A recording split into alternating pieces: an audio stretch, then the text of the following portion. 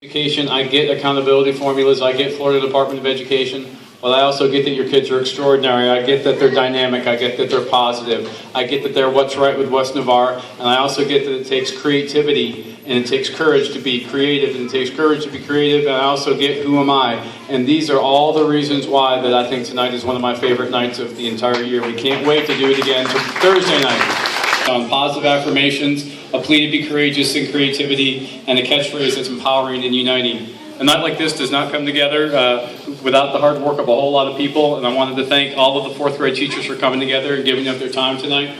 In particular, Laura Brummer and Crissy Long, Gina Howard, and Elizabeth Barry should be recognized for their above and beyond efforts.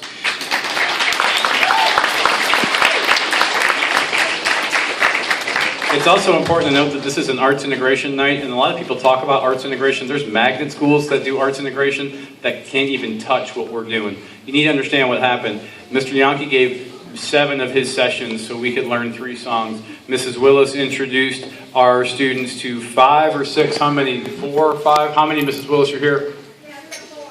4 new artists so students could go ahead and create self-portraits in that style, and she gave her entire first 9-week blocks. And then my classroom teachers gave of their very valuable instructional time to create all the different kinds of poems and all the different writings that they did.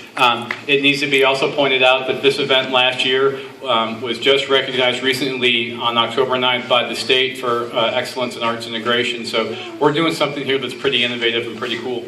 Last year we told the story of Ned. How many of you were here for Ned? Some of you were here for Ned. Okay. Ned's dead.